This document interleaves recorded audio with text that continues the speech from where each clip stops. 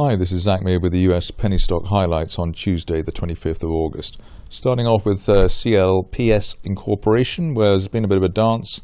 Either side of this resistance line there from February, around $3.80.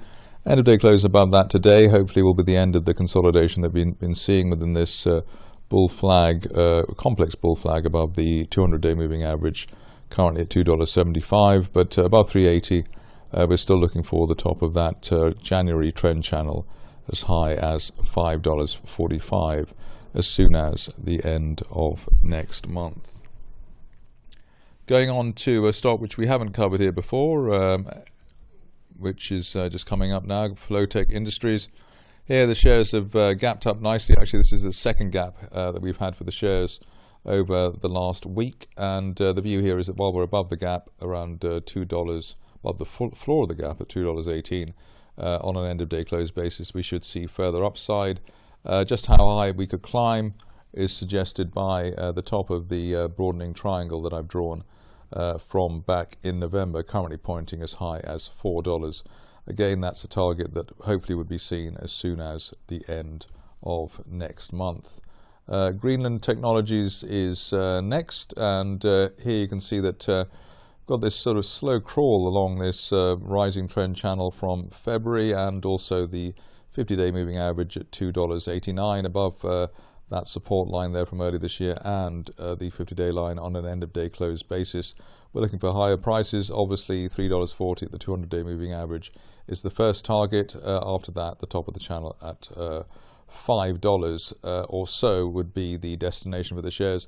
If you're cautious on the shares, maybe wait for an end-of-day close above the 200-day line at $3.40 before getting on board this situation, especially as we've had quite a few failures for the shares through the $4 level in the recent past.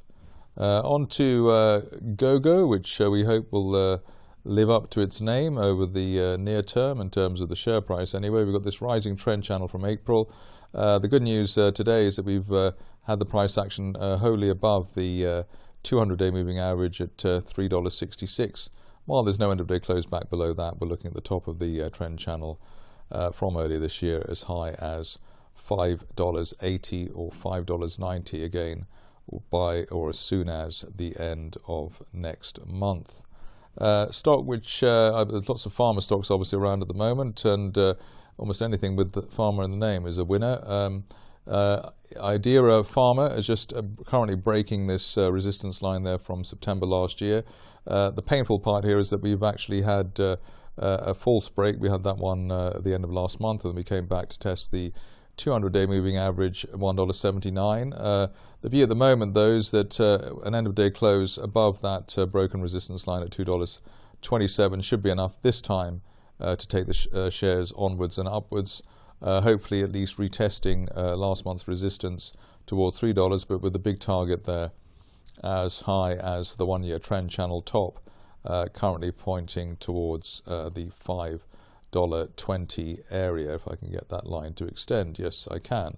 The other point probably to remember here is that the fact that we have had 3 or 4 attempts at breaking higher and have bear trapped below the or towards the 200-day line does suggest that hopefully this time it will be good luck there will be good luck for the bulls of that particular situation. Next up, MediWound, which is just snapped that line of resistance from the beginning of the month. Let's say we've got that line there roughly currently at the $3.25 level, above that on an end-of-day close basis, and we have our first technical buy trigger.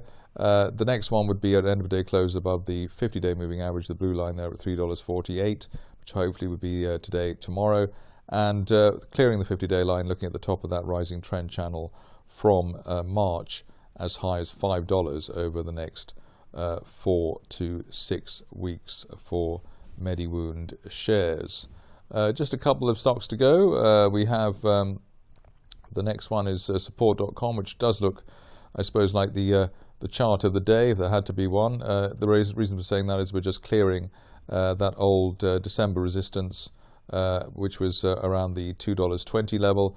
End of day close above that today or tomorrow should give the shares enough of a boost to hit the top of the trend channel from this time last year, currently pointing at a $3 target, and that would hopefully be hit over the next 4 weeks or so, 2 to 4 weeks perhaps, if we are lucky.